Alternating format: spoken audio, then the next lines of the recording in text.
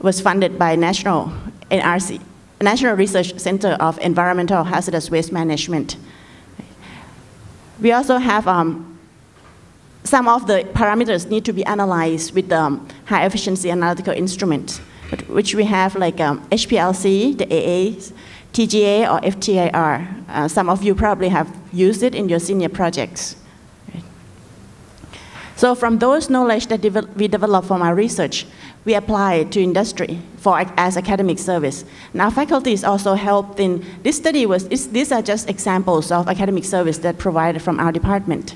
Right? This we offered a consultant for design the water management for industry. So we look at the water demand and how to manage it, or how much can it be recycled and how to manage it properly. And this is just example of the work.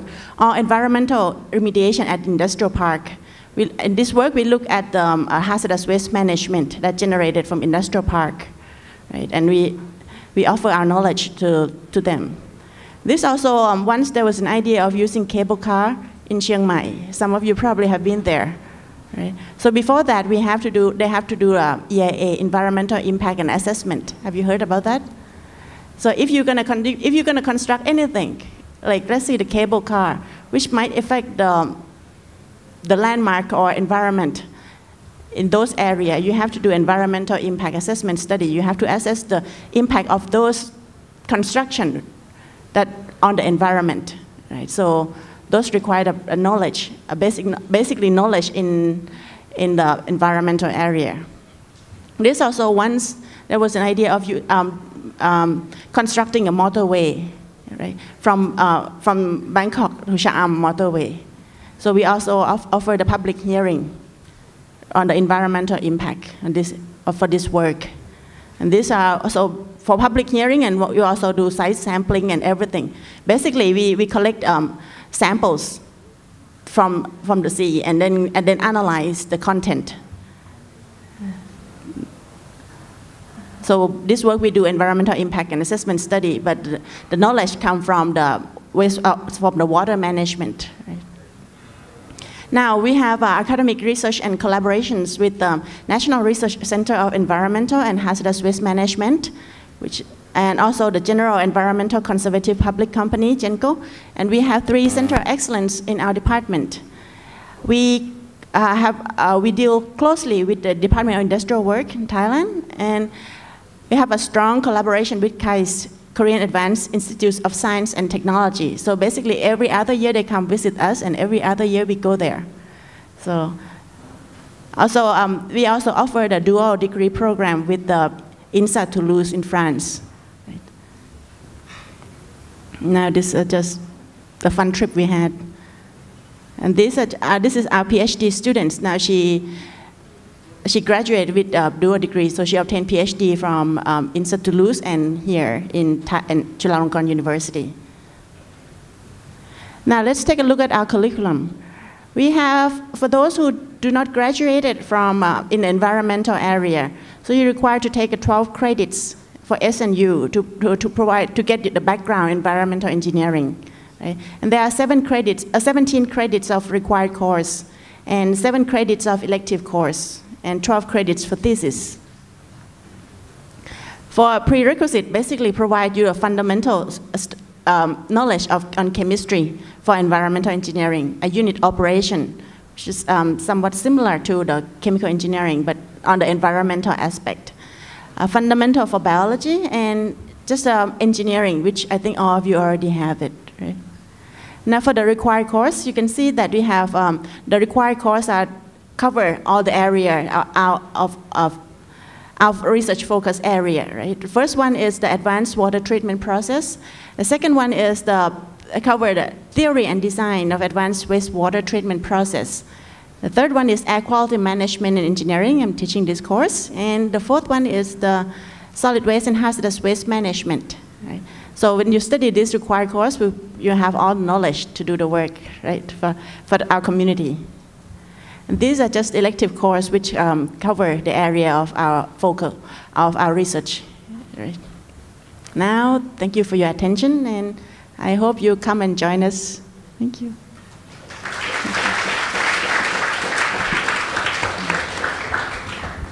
Thank you very much, Dr. Acharya. So that's another interesting field to study, huh? Last but not least, our final speaker for this session. Please welcome Dr. Bunrat Rowongwat. He will give you information on metallurgical engineering.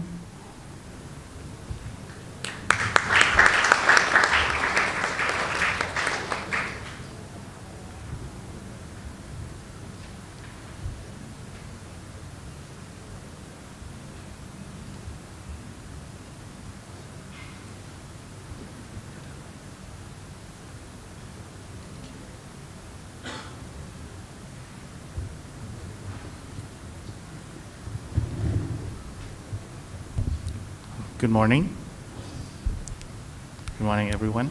It's actually quite an honor to be here, particularly because some of you are my first ISE advisees, and I will be checking off your graduation in a few days, so I'm really excited for that. And also, some of the nano students, I think all of the nano students I have taught for half of a class. So I'm excited to see many faces here, ready to get out and find your right path. Well, the task for me today, I'm here on behalf of the head of the department of Metallurgical Engineering department here. And I will be talking a little bit about the program, just in case you might be interested in. So, I like to start with the end in mind first. So a lot of you are wondering what metallurgical engineering is, or even nano engineering or ATME was. I hope you know the answers by now. But anyways, the end results, the end of the tunnel. This is there are two ways out, right? One is the job placement, another is the academic route. For the job placements. These are the companies that our graduates have joined.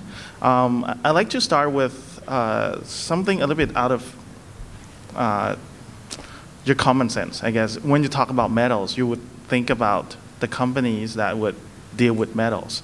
As a matter of fact, there are all companies in Thailand that deals with metals and materials. PTT, for example, we have many graduates joining PTT. Just because there are problems with corrosions, there are problems with the materials they're using, the pipelines that they're using, for example. Same applies for Chevron. A little bit more specific is Schlumberger, or a company that works with materials in general, like SCG, also look for graduates from our program. Toyota and Honda, metals, right? The cars made out of metals. So we have many graduates joining these two automotive companies as well. And a little bit more specific to materials, I just gave one example there, Tynox. They manufacture stainless steels, and there are about almost close to 200 companies in Thailand right now that creates materials and sell to a large industry. Thai Summit, another company, a lot of you might not have heard about, but if you Google, it's one of the biggest car parts manufacturers in Asia, and just down on Bang Na Road, and they make samples every seconds, okay, all the time, and they keep pumping out the samples. AA, a lot of you think about papers, but it's also an energy company, and they have also hired our graduates. A little bit more high technology like Seagate and Toshiba also hired our graduates as well. The last one is finance. I put a star there just in case, I have to cover all the graduates. And this one is one of the main ones. It's quite interesting that a lot of our graduates now have turned that interest towards finance, and they have done really well.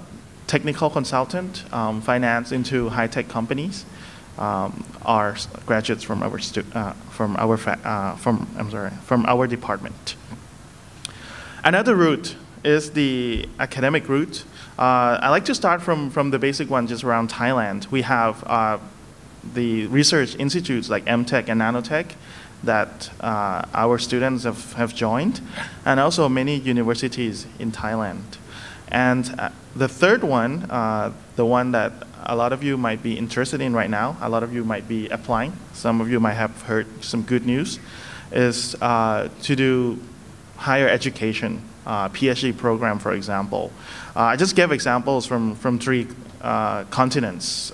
These are the schools that our graduates have applied and joined. Imperial College from UK, from Europe, MIT, and U of Tokyo.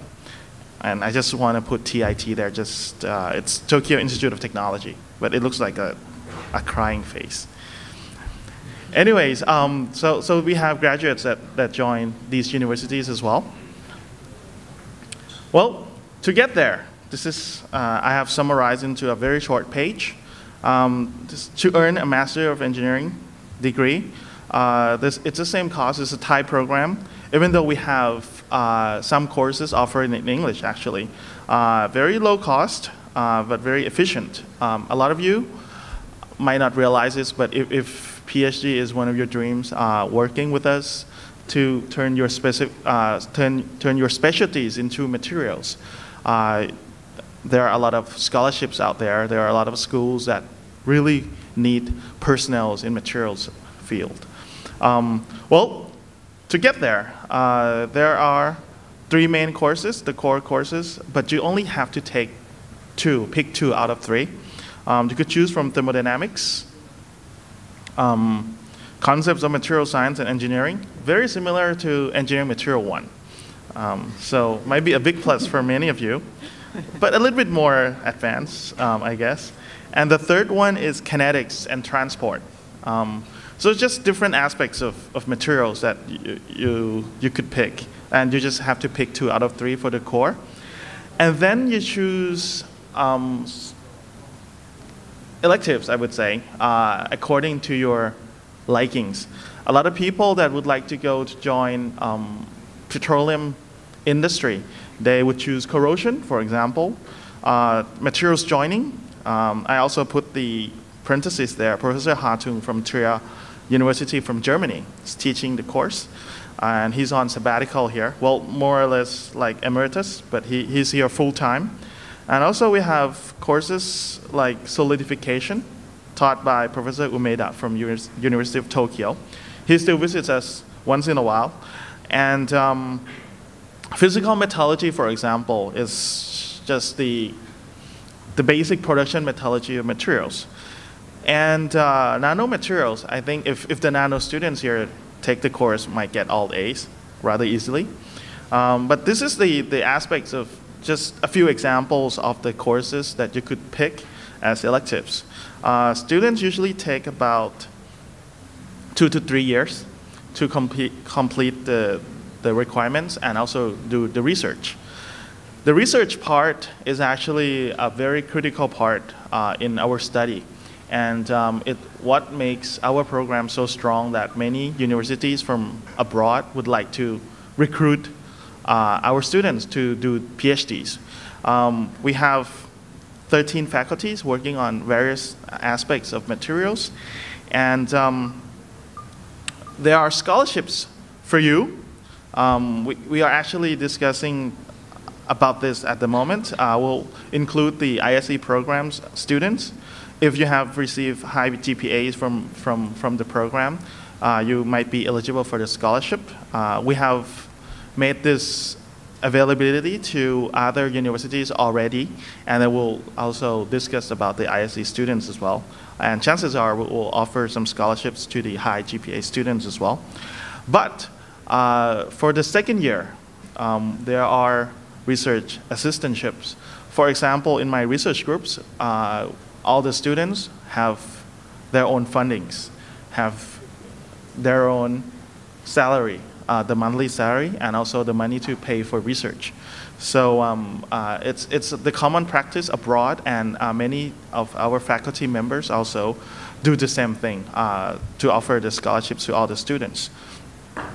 And also the scholarships are showing